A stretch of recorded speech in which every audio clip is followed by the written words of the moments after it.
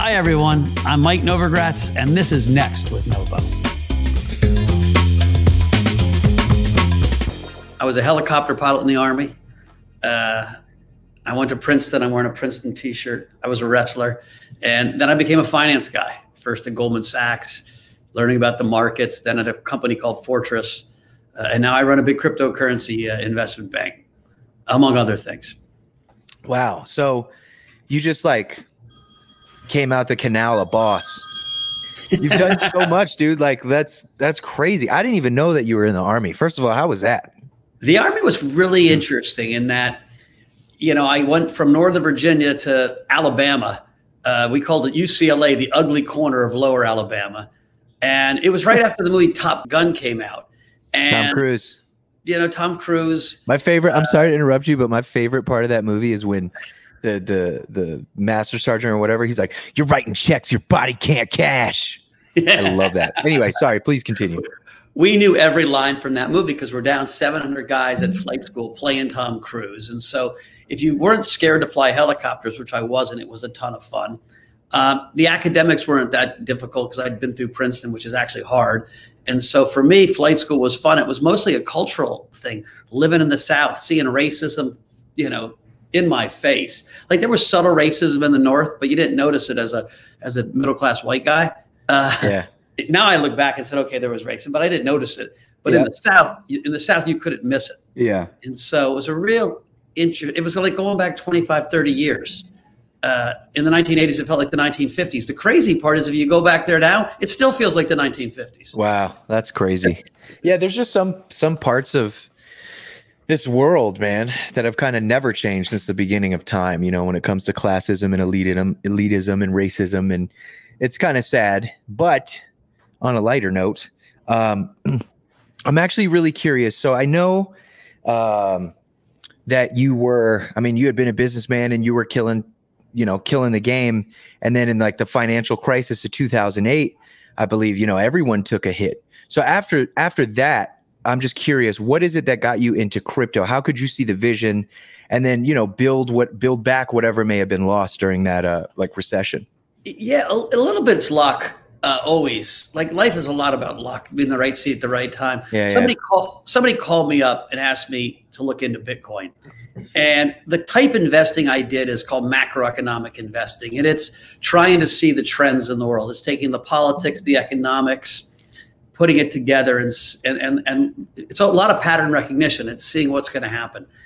And so when I started reading about Bitcoin, I was like, wow, we had a crisis in 2008 and then one in 2012 in Europe, you know, kind of replayed the financial crisis, where people really lost faith in the government, lost faith in banks, were really scared that the biggest banks in America and Europe were going out of business. Wow.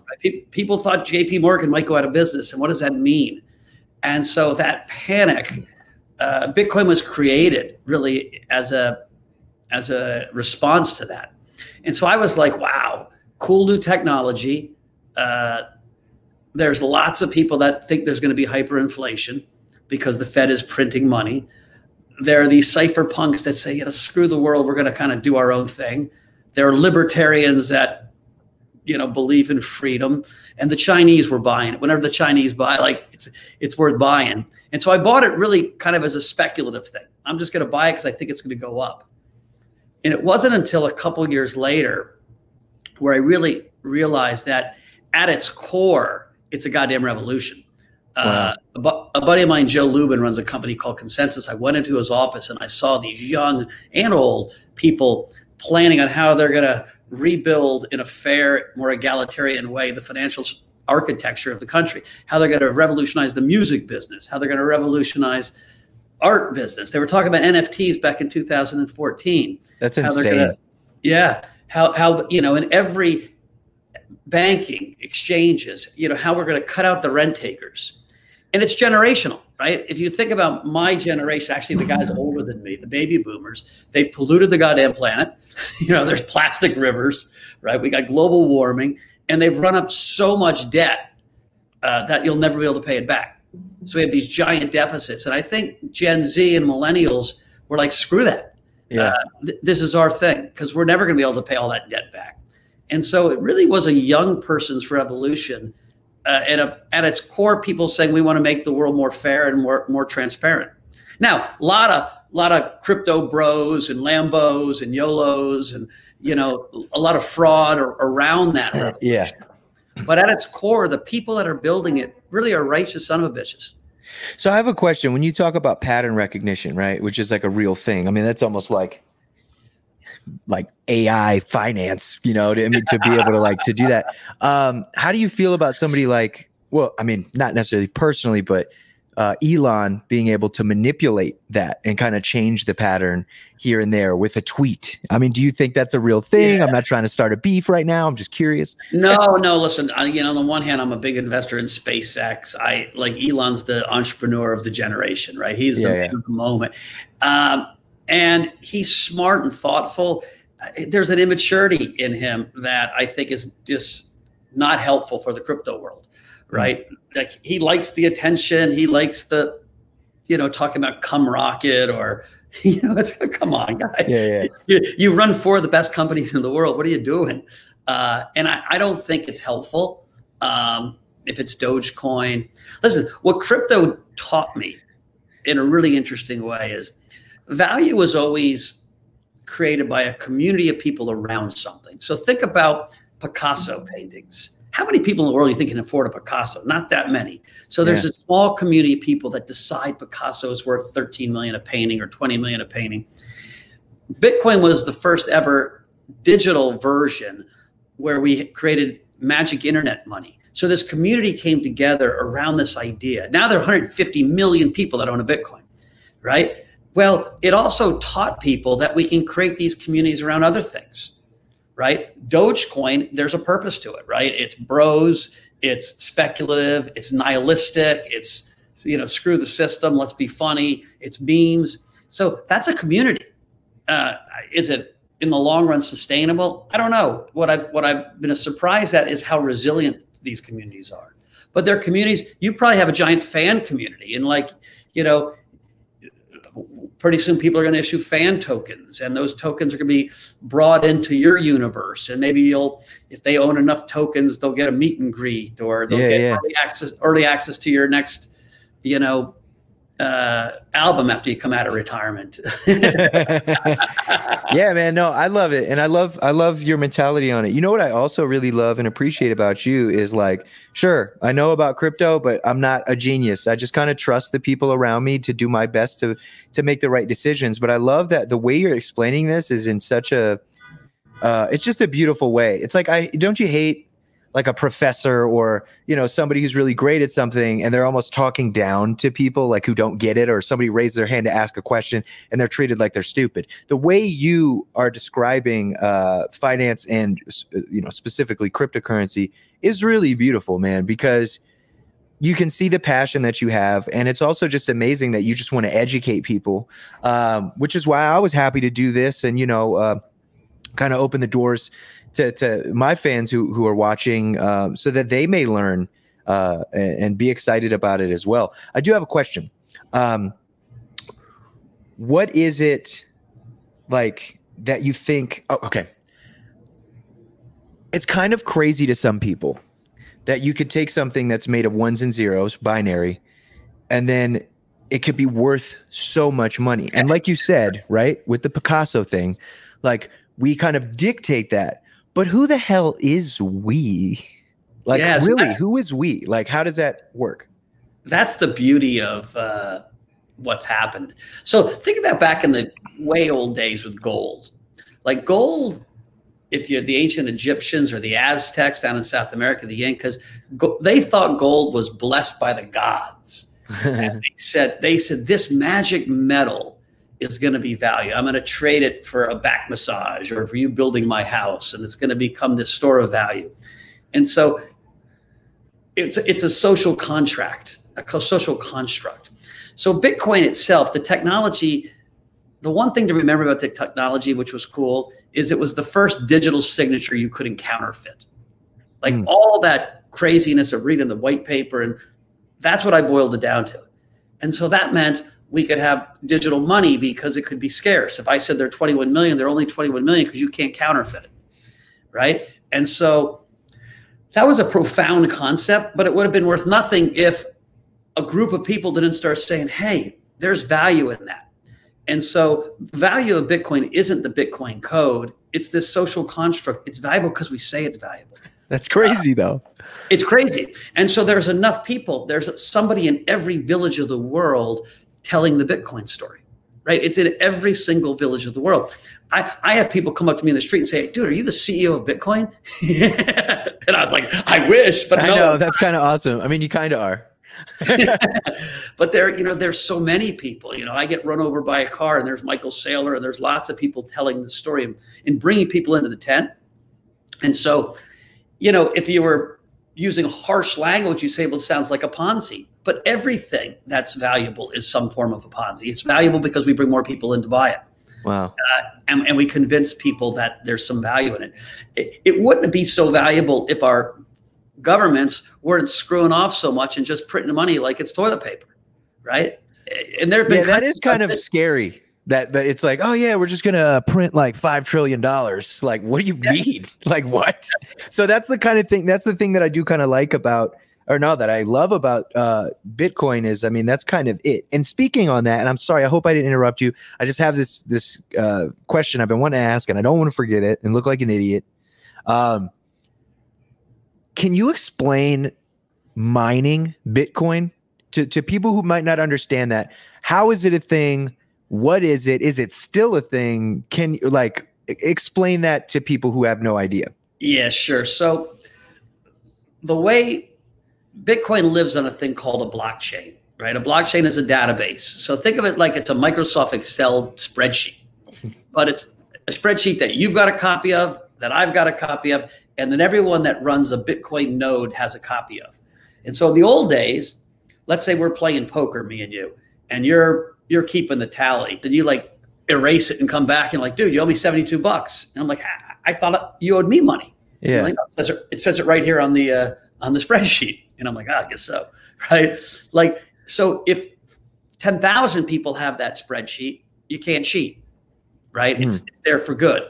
And so imagine a spreadsheet that's shared by 10,000 different people, 10,000 different nodes, or 40,000 different nodes, that every 10 minutes, boom, gets a new a layer put on top of it, a new block they call.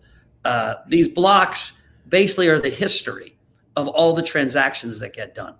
10 minutes more, another block gets put on. And so if anyone wanted to try to change the fact that I wired you $50, there's way too much data on top of it to ever get to that, right? And so how does that whole system work? It works by a series of miners. These are big, giant computers or little computers that are processing these mathematical equations that aren't complicated but take a lot of computing power to randomly get Bitcoins. And it's this mining apparatus that secures the Bitcoin database, right? The blockchain is a database. And so what's cool about it is, let's say I bought a house from you, and let's say that was put on the Bitcoin database. And then, someone takes over our country and you steal my house. And years later, my grandkids think that's actually our house. It says it right there in the database. You can't erase it. Yeah. And this had people say, well, that's a shitty story. Listen, in Libya, when Gaddafi took over Libya, he took all the property deeds and he went into the town square and he burned them in a big flame. He said, it's all mine. Wow. And all the people that had these houses didn't have any right to the house. There was no record that it was their house. And so this idea of permanence on a blockchain is really, really important. And so the miners actually secure the blockchain. Now it's profitable, because if you're mining and you get a Bitcoin, it might only cost you $8,000 or $9,000 to mine a Bitcoin. The Bitcoin are worth 40,000 right now. Yeah, yeah. And so people set up mining all over. We have a big mining operation. Wow. Now, like any other commodity, at one point when everyone tries to do it, it gets harder and harder to find the coins. No, of course. Just like when everyone's like, hey, Bitcoin's a thing and everybody wants to buy it, then it obviously goes up. So you can't get it at what it was and blah, blah, blah. So I'm curious, so literally every Bitcoin transaction ever is on a database somewhere in the ethos? Every single one. And it's easy even to the guys who like might have like bought guns with it. I'm just kidding. 100%. Matter of fact, the FBI is realizing, they used to say, oh my God, Bitcoin is so bad because the criminals can use it. Now they're saying Bitcoin is so good because we can track all these transactions. Yeah, it's paperless too. That's the thing. It's not like two guys can meet up in a warehouse somewhere. Even though I would say, yeah, I mean, they would do their best not to leave a binary paper trail, if you will. But I agree with you. I mean, that's a really great. I never really thought about it that way. That's crazy. Yeah, one of the agents was telling us. He said it's almost like I'm flying a plane with perfect vision, and I see two guys passing bills back and forth in a dark alley. Like we have perfect vision on it. And there are these companies like Chainalysis, CipherTrace, that actually do all this work for the government. And so, you know, you're going to see less and less criminals use Bitcoin because they get caught. Where do you see, I mean, this is like the stupidest question because nobody can, but where do you see the market? Where do you see, you know, crypto being in 5 years, let alone, I know, 6 months, right? But in the grand vision of it, I mean, is it, do you walk into Macy's and they're taking, you know, Bitcoin? Like, how do you feel? So when I think about crypto, it's a big ecosystem. It goes from Bitcoin on the one hand to what we call DeFi, decentralized finance, how banks are going to get replaced by these peer-to-peer systems, into NFTs, right? Yeah. And to payment coins. So I don't think we're going to start buying, you know, Logic DVDs. People don't buy DVDs anymore, unfortunately. Our Throwback.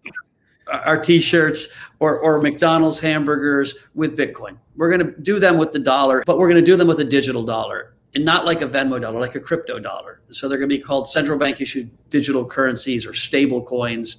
Those things are going to run on blockchains. China's producing one, the US producing one. And so in 3 to 4 years, you're going to, instead of having a bank account, you're going to have a wallet, right? You're going to have a crypto wallet, and your tickets to the concert are going to be on it. Your Bitcoin's going to be on it. Your dollars are going to be on it. And you're going to flip it to people when you walk into place. So you think there will come a time when there will be no more paper money? Yeah, we'll go to where 90% of transactions are happening in this digital world. How advanced do you think security would be regarding? Because if banks are damn near obsolete, right, and you don't really need to walk in to go anywhere, whatever the case may be, what about hackers? What about people being able to access a wallet that could have $15 million in it? You know what I mean? Like, that's a scary thought. Yeah. So we're in the custody business. I think for mom and dad retail people, right, the normal person, they're going to carry a lot of their wealth on their phone. It'll be backed up. They won't have it all on, right? You'll have the stuff you're going to normally just like an account. Exactly. Like an account. And the rest will be in what's called custody or cold storage. So it's off the internet and it sits, you know, where we can then access it and pull it back up.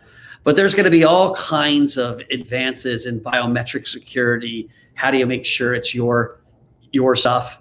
And, you know, banks get hacked, insurance companies get hacked. Bitcoin's impossible to hack. The organizations that move Bitcoin around can get hacked, right? So you've read in the past that these exchanges got hacked. Bitcoin, the code itself, is really unhackable. And so as long as security is put in place to make sure all of your coins aren't in one place at one time, all of your wealth isn't, people starting to feel pretty safe. No, I get that. What are your thoughts on Ethereum? I love Ethereum. Listen, I think Bitcoin has really won this idea of being digital gold. Ethereum wants to be Web 3.0, another giant database, but it's a database not only that we can put stuff on, but we can program on. And so we can have contracts, smart contracts on it. We can have, you name it, you can code on top of the database. That allows an amazing array of things to happen, right? All of a sudden you have smart money. I I'm sending instant settlement to things. Usually, you want to wire me money, it takes you 3 days, right? If I'm living in the UK, or if I'm going to pay for a contract, even in the Federal Reserve System, it takes a long time. And so this is going to allow kind of instant settlement of things. You're going to build, the NFT world is going to happen on top of Ethereum. And so, let's assume you do a great painting. Logic goes from music to painting, and he does this cool NFT, and you sell it for $10,000, or you sell it for 1 Bitcoin, $40,000. You could program into that NFT that every time it gets sold for more, you get 10% of that difference, or 10% of that difference goes to your favorite charity. Wait a second. Wait. What? Yeah. Wait, what, bro? So you're basically telling me that's like going to Vegas and betting $1 on black, and then every time that chip goes anywhere in the casino and makes money, I make $1? Yeah, pretty much. Well, think about this. Let's assume you're I got this friend, Chase Hall, right? He's this young black artist. He's badass, and he's starting to blow up. Wow. And so his paintings were $5,000 to $10,000 a year ago. And dealers will come in and say, I know, because I have a good eye, that guy is going to be somebody one day. He already knows he's going to be somebody, buddy. So they're going to buy 8 of his paintings for $5,000 each. 10 years from now, those paintings worth $1 million. The current system, that fat cat dealer gets to sell them for $1 million each, and Chase is kind of left with the $5,000 per painting he got. Yeah. So how about, I'll sell you the painting for $5,000. Each time it sells in the future, if it goes from $5,000 to $50,000 on that $45,000 difference, I get 15%. So it's a real percentage. So basically, if it was sold for say $100,000, right? Now he'd get his 50. If it was 15%, he'd get his 15,000. But the person who bought it and then sold it, is that 15% automatically deducted and taken to him, and then they're left with the remainder? Yeah, that's how it works. Wow, that is awesome. But you could. It might be 3%. It might be 30%. Yeah. It's whatever you want. Yeah. You program it in. It might. Now would you need to? I'm so sorry to interrupt you. Would you need to make? Is that kind of a part of the deal that you would while selling it, you would say, oh, mandatory 15% of all my paintings are taken out, or blah blah blah? It's in the contract when you start. So a lot of the NFTs that are being done have things like that. NBA Top Shop, every time one of those cards trades, a dividend goes to the NBA, right? Wow. And so the more trading, the better for the customer. And so why does that stuff happen? Because this group of people that were building this system said, hey, musicians, artists, creative, often got screwed, right? They weren't caring as much as they should have about their deals they got. I'm still getting screwed. So I mean, listen, how did your business work, right? Young guy starts blowing up on TikTok. Record label finds him and says, dude, we're gonna make you a star. Here's $200,000. We own 80% of your freaking next 4 albums. And they're already a star. And it's just like, if they had the knowledge or the people around them, they could have done it all independently anyway. It's kind of crazy. And so that's going to happen. There's projects coming out where you're going to start, instead of raising that $200,000 from Republic Records, you're going to crowdsource it through a token from the fans that you already have, right? Republic's only showing up there because the kid's he's blowing up on TikTok. You're going to send out to TikTok, hey, you guys want to buy 10% of the next Logic? They're going to buy 10% of the next Logic. And when Logic blows up, those kids are going to do well. They're going to make money. Now, how about this? That's amazing. Now you've got fans that are also equity owners. So what are they going to do? They're going to call every one of their goddamn friends and say, dude, you got to check out Logic. He is blowing up, right? And so you're using this token to create this viral marketing organization. They do that already. Imagine how much they'll do it when they're incented to do it, when they're paid. Yeah, wow. Because they're your equity shareholders. So your fans are going to become your equity shareholders. That's where this whole thing is going in the music world, in the art world. And so when people think, oh, they understand NFTs, they don't know shit yet. Like the NFT market, we haven't had the national anthem, let alone the first pitch of the first inning of the baseball game. It's just getting started. Do you drink alcohol? Too much, but I've stopped. I'm on, this is my third day I'm not drinking. I decided I'm not drinking for a week. Wow. Well, I've drank every day for like 2 months. I love scotch. And what's your drink of choice? What do you like? Well, I drink a lot of Jack Daniels. Oh, Jack Daniels. That's dope. Anyway, I bring this up because I want to get you wasted and have the best conversation with you and steal all your secrets one day. But what I really mean by that is I would love to talk to you sometime. I know you're a very busy man, but whether it's on the phone or a Zoom call, just me and you, man, I'd love to pick your brain because, you know, when I talk to you and when I hear you speak, it makes me think about how things are changing. And like you say, like when you're talking about the scratching the surface, like I really believe that. And I believe that I could learn a lot from you. And I believe that I have learned a lot from you today and our viewers have as well. And I don't know, man, I just like really want to learn more from you personally. I hope that's not weird. Not at all. I mean, you know, listen, we'll bring you up to the, I got a house in Amagansett. I love music. Let me ask you a question, actually, because I know, you know, we're doing like 30 minutes or whatever, but I'm curious. So when you got your kind of money, right? Would you say that the things you enjoyed doing for fun change, or do you find yourself still amused and enjoying things you did when you didn't have this much money? You know, I don't think I have more fun rich than I did poor. I was never real poor, but I was a middle-class kid from Virginia. I was in the Army. I had a ton of fun as a helicopter pilot. And for me, it's friends, it's music, it's sports, it's friends, less and less sports as I get older, but it's parties. I spend a ton of time, money, and effort throwing big parties. It's getting, you know, I'm a hyper social person. What I've learned, though, the funnest part about being rich is giving your money away. And every time I've given my money away, if it's supporting youth wrestling or jazz musicians or criminal justice reform, it comes back in spades. Like the coolest shit I've done in my life. I walked in the opening ceremonies of the Olympics with Kobe Bryant. I was waving like this, dressed as a U.S. Olympian, because I was literally a charitable donator to building youth wrestling up. And the guys asked me if I'd be the team leader, like the honorary coach. What a moment. Like, yes. Yeah, that's incredible. No, but I agree, man. Like, I ain't got money like you got money, but I got money. You know what I'm saying? And and I really have given a lot of it back, and I've helped people personally in my life and people I've never even met.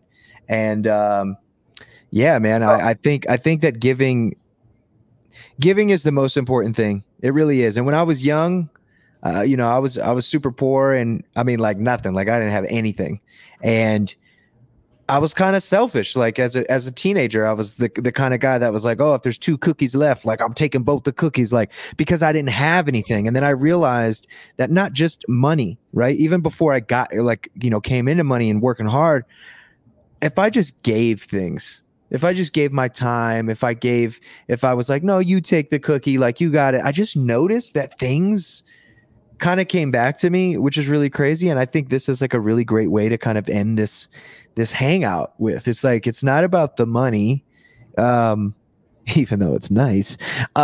It's about the time. It's about the people around us. It's about friends and family and opportunity, because time is one thing we can't buy. And we're blessed enough to have had the time that we have, and hopefully we'll continue to have more. So I just want to say thank you so much for just being a nice guy, man, being a fucking cool dude. You know, you're not all some tight ass guy taking himself too seriously. You're cool, man. You get the rat pass, bro. I love the rat pass. Thanks so much, Logic. I love what you're doing. All right, I appreciate you, man. Thank you so much. Yep, be well. Peace out.